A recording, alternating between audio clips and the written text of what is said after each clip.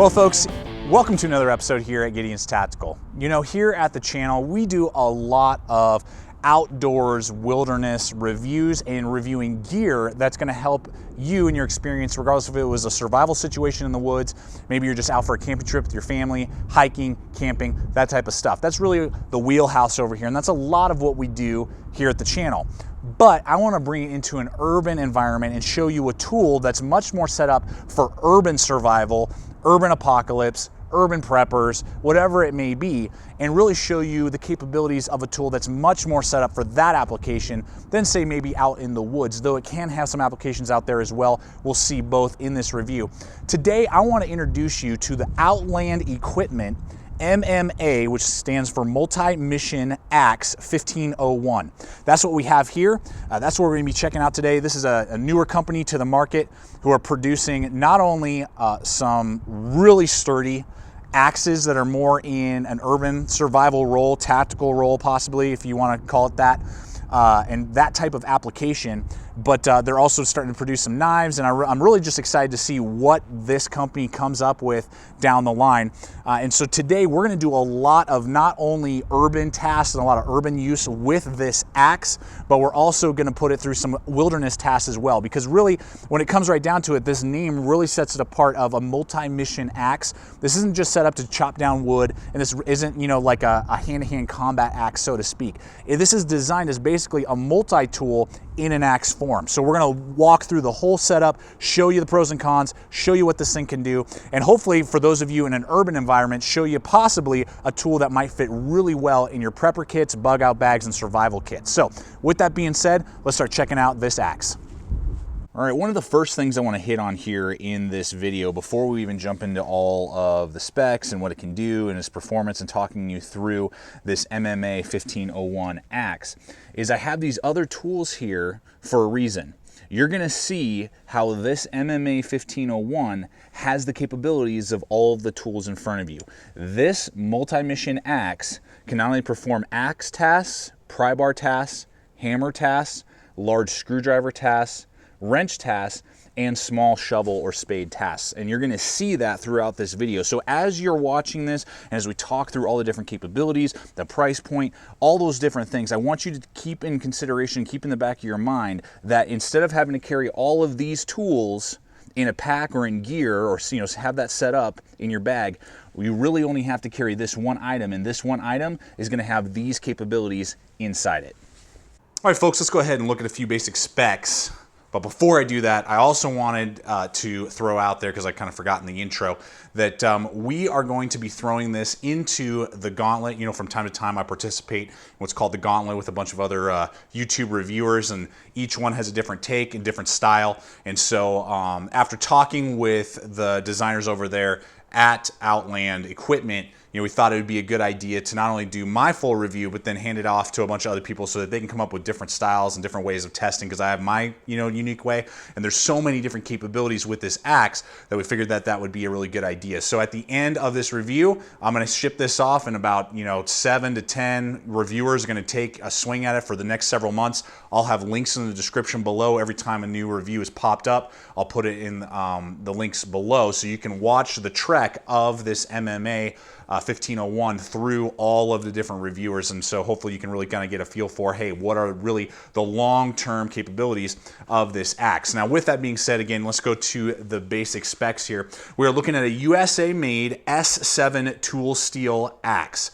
The total length, the 1501 in the model number, is designated for the size from top of the head to the bottom of the handle, 15 inches. We're looking at a 3.9 inch cutting edge, 1/4 inch thick G10 handle scales, and it weighs in at 40 ounces. So those are just a few of the basic specs on this axe.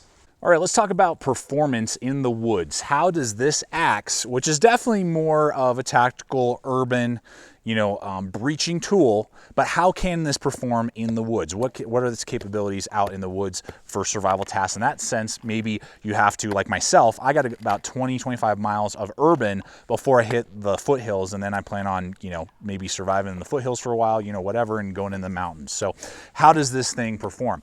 Well, with the 1/4 inch thickness and the way that they've ground in the saber grind in the great S7 tool steel, this thing chops really well for what it's designed for. And the fact that it can go through wood as well as it can, it was actually very surprising to me. I wasn't expecting it to do very well, but because actually I think it's a little bit thinner, it makes it really bite in extremely deep into the wood, which is really nice. Now, it's not quite as blade heavy as maybe some other, woods axes out there that you may be looking at. But again, you got to remember this is a full tang and it is more of a multi-purpose tool. But very pleased with the capabilities that it did offer. Again, an actual woods axe will do better for chopping, but this did do very well for what this is and how it's designed. And then as well as splitting. Now again, this is not a splitting axe. You're not going to be cracking open 5-inch, 6-inch logs very well. It's going to be very difficult or impossible. It's not designed for that. But for the smaller stuff, we're talking about 2 to 3-inch logs that you may need to pry apart, split apart. This thing can do it very well because again, you got that really good saber grind, and it is a 1/4 inch thick and it is 40 ounces. So you're going to get a lot of leverage coming down on that piece of wood to crack it open. So when it comes to that woods performance, very pleased with that. And then finally, just with how this is designed, it's very ergonomic to get my hand up in there close to the blade. I can then guide it, and I was able to do really good feather sticks and finer detailed work as well with this head. So I'm actually really pleased for what this tool is, and being definitely more of an urban mindset, it can absolutely do a lot of work for you out here in the woods. So with that being said, let's talk about the urban capabilities of this edge. All right, now let's talk about the urban applications of this blade and how does this blade perform with urban use. Well, I gotta tell you, with that 1/4 inch thickness and then the saber grind and just how they've ground it in, this penetrates through man-made, if you will, wood, in the sense of like plywood and pallets and those type of things. I mean, this thing is a monster. It just penetrates right through them, splits them in half. So barricades, that people would maybe put up in, say, like an emergency situation, hurricane, whatever, something like that, or they're barricading themselves in, you got to break in, doors, that type of thing. This thing is going to demolish them real quick. Drywall, that type of stuff. This blade does a fantastic job. And then ultimately, with it being that narrower grind, hand-to-hand combat, it's a little too heavy, 40 ounces, it's pretty heavy, but you can definitely get some really good swings with this, and if you were to connect with a human being, it'd be definitely something that they would remember, so to speak. So obviously not recommended, but if that's what you got to put this through and that's what you need in a life and death situation, and your life is at risk by another human being, this would definitely be something that could do a lot of damage real quick and be a lot better than, say, like a woods axe. So with all that being said, guys, this blade performs phenomenally well. Okay, so in this portion, I want to not only walk you through the 2 different sheath options, but also the price point on this axe. Now, the one that we're looking at here is the cheaper version, and this is going to be a blade guard. Now, this is a molded plastic that's really done well. I really like it a lot, and I'll be honest, with both of these sheaths that you're about to see, these 2 sheath options, these are some of the best modular plastic, molded plastic, or Kydex sheaths I've ever seen on any axe that I've ever used, which is awesome. So what you're looking at here is just that blade guard with a double snap on either side with that really nice rubber strap that keeps it really nice and secure on there. And then you just snap it off, pull it off, and you're good to go. You put it back on. No worries. I like this feature a lot, and this is actually, the more I use this axe, the preferred way that I use it. And it does give you access not only to the wrenches up here, but also the hammer. And you can even run like a carabiner through here, attach it to your pack. And I just find that that's the way that I carry this most often.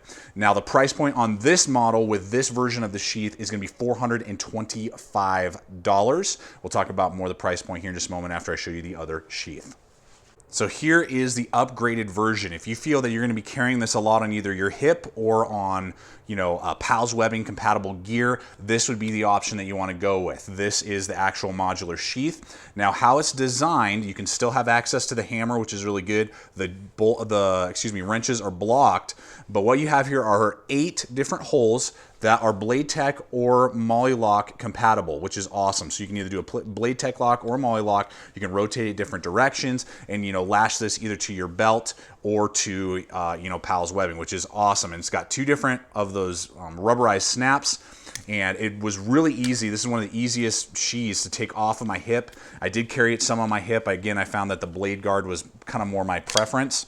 But it was very easy when it's attached to your hip to take on and off and deploy it. So, I mean, you know, you could even carry it on the back of your Pal's webbing if you're breaching, you know, and you're in the military or law enforcement, have a buddy pull it off and you're good to go.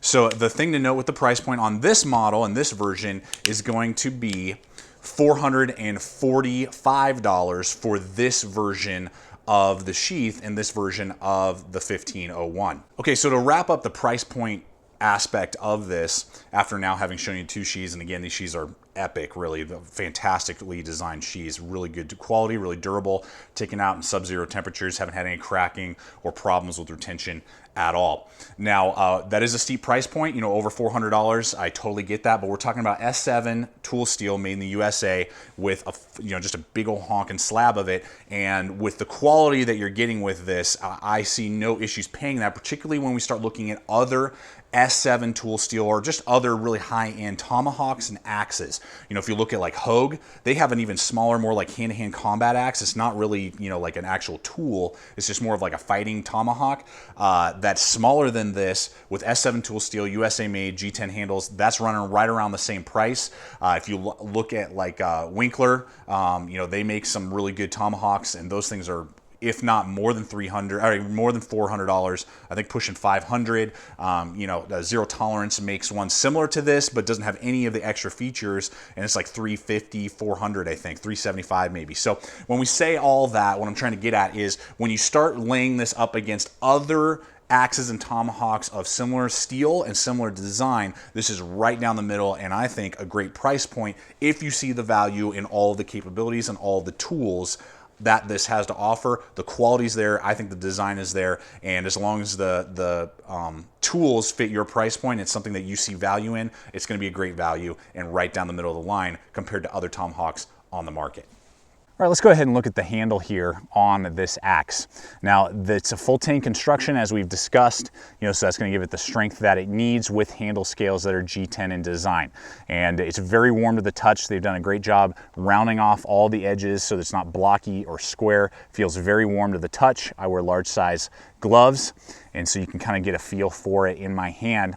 And they do really nice little ribbing all the way along the G10, which is not aggressive because it's very shallow and smoothed out, but it does give you just that little extra amount of traction that you might desire when you are holding your axe. Now, the way that they've designed this is to give you basically three different grip points. Now, the first one is your natural grip back here that really locks you into place very securely for all of your chopping tasks, you know, and hard, you know, heavy duty swings. You're very locked in. It's not going to want to go flying out of your hand. Reminds me a lot actually of my Fiskars X7, which you can chop all day without a lanyard and never have to worry about resetting your hand. The same is true with this axe. And to also note, the seatbelt cutter lip right here does not get in the way. I was a little concerned, is my hand gonna like slip out and wanna get caught there and kind of hurt my pinky? Not the case, feels very secure and locked into place. I've never once bumped that seatbelt cutter. Now, once you've done that type of cutting, and if you wanna, you know, and chopping, if you wanna choke up, they give you this groove right here, so you're able to choke up right there, and then you're able to do your finer cutting tasks. You know, if you're maybe making a spear or you're just having to do more precise cutting, you're really locked in, and that feels very comfortable as well, and you're able to get more precise cuts that don't need as much swing and as much leverage. Then the final grip is all the way up here. They've given you this nice groove right there that locks your finger into place that, you know, I can either scoot up and do really fine cutting if I have to, or just do, you know, really fine chopping tasks that I may need to do to finish off whatever I may be working on with the axe, as well as giving you a really good secure lockup for any of your prying that you may do, as this being used as a pry bar. So that gives you lots of different grip options, and anywhere you hold the axe, it's not only very comfortable, but just feels very solid and secure in your hand. So they did a great job designing the handle on this axe. All right, folks, let's go ahead and talk about another part of this axe that I really like a lot and makes it, for me, stand out from the crowd a little bit, is this hammer portion back here. Now, I use hammers way more than spikes, so I'm very glad that this came with a hammer versus a spike. You can see here that the way this is designed, it has two good bolts there, Allen wrenched bolts in. It's got a little bit of a hook. This hook is going to do great with helping you pull out and pry things, rip open crates, or pull out tent pegs, tent stakes, those type of things. I really like that little flare out hook as well. It's just really awesome. And then how they designed this is it's just kind of a seat that sits on that back end of the head, which is just really nice. And you can see there that is done for two things. One, it's modular. At the moment, all they offer is this hammer, but soon Outland equipment is going to be offering other tools that you could take this hammer off and then bolt on as well, spikes and other things like that, so that if you don't need the hammer and you want a different tool, you can do that. So that's the first thing, is making it modular, but also just the way a full tanged axe is designed like this, it actually makes it stronger and more capable this way than trying to flare out the steel. There's a more likelihood of weakening the steel when you're trying to do that, to try and give you a hammerhead, because that hammer is literally like what you go pick up at the hardware store, has that capability, and I've been just super impressed with its capabilities. Really hammers and nails fantastically well, you know, breaking down bricks and those type of things, slamming through stuff that you maybe wouldn't want to damage your edge with, that you need to tear down, break apart, whatever. Hammering in tent pegs, you know, for if you forgot your tent pegs and you need to carve them, and then you're hammering in wood ones, or just, you know, the ones around your campsite. We did that multiple times, and just as a great tool to have in that way. You know, you could board up your windows in a hurricane situation, or, you know, in a, you know, crap hitting the fan situation. I mean, just you name it. I mean, this hammer is going to give you a lot of capabilities, and I love it. And it's one of the better pieces, and what really makes this stand out from the crowd for me, and makes me like it even more, is the fact that it does have that extremely capable hammer on the back end of the axe. Okay, let's go ahead and take a look here at the pry bar portion of this axe, and just kind of this whole bottom end. We're going to start with the prying feature. How does this pry bar work, and what are some of the things you can do with it? Well, first off, you know, it's got that kind of tilted off to one side, so this is going to be really easy for you to pull out nails, you know, and to pry open, say, like crates, pallets, you know, those type of things, pieces of wood that have been nailed together. You're going to be able to jam this in there and rip it apart, and it does a great job. The teeth and how it's, you know, angled just make it very easy for you to remove those type of things and break apart nailed items, and that's a fantastic feature with this, particularly, again, using this kind of almost as a demo tool, you know, and more in urban environments than, say, you know, out in the woods. But then on the flip side, out in the woods, this works as basically a mini spade or a mini shovel. It's got such a great angle on those teeth that you're able to dig really quick, and with that pretty wide head, so to speak, you're able to easily dig a hole, say for like a latrine, you know, you're making a snare, a trap, something like that. It's actually able to do a really good job and digs really well for the size that it is, and you basically don't need a small shovel with you if you're rocking this axe when it does come to the pry bar. So there are just a lot of capabilities that the pry bar feature offers you that add to its versatility and usefulness. One other feature that I want to show you that not only has to do with the back pry bar portion, but also the head portion, are that there are teeth here to hold several different types of bolts, and use this as basically a multi-size wrench. So the pry bar will have the smaller ones, and I've used this extensively multiple times as a wrench, and it works fantastic. And you're going to get those 15 inches of leverage, so you're going to be able to really pry on stuff if it's rusted out, you know, or just really difficult. And then the same is true for the head. Has multiple teeth there as well for the larger sizes that you may need to use in a, you know, makeshift situation where that's all you have. You don't have a set of wrenches on you, or, you know, you don't have a Leatherman or something like that. This is going to give you capability to really pry on those bolts and get bolts undone of multiple different sizes. So it's a great extra feature that most other full tanged, you know, axes or hawks don't offer you. This type and this many different sizes of bolts that you could, you know, remove and loosen up or tighten down depending on the situation. So I really like that, and that's one of the bigger selling points to me, and a big plus for the overall design of this axe. Okay, another thing that's on the handle portion here is the seatbelt cutter, and now this does not get in the way. I kind of talked about that in the ergonomics, but this does not get in the way at all. Doesn't hurt your hand in any of the use that I have seen with it, but there seems to be some kind of trick that I just can't figure out. Chris, one of the designers and the designer of the axe, sent me a video on how to do it, and he seemed to be able to do it well. I just can't seem to get it to work very well. If this was an accurate and a good seatbelt cutter, I would have liked to just see it sharper in there. I mean, that's really the only problem, is that it's not very sharp from what I can see. I don't want to be thinking about, oh, there's some special technique on how to zip through a seatbelt. If this is going to offer me a seatbelt cutter, I want it to be very easy, no brainer. I don't have to think about it, and I'm able to go through a seatbelt or paracord. I can't do that in my usage with this cutter. Maybe the other guys in the gauntlet, when I hand this off, will figure out the way to do it or the technique to do it, but I can't seem to get it to work very well. It binds up, kind of gnaws, and I really got to just spend, you know, a couple moments going at it, where a knife would just be a lot faster. So that's another portion of the axe, and that's really, on this whole thing, the only portion I'm just kind of like, I could leave it, and I don't really need it. That would be the only portion on the axe.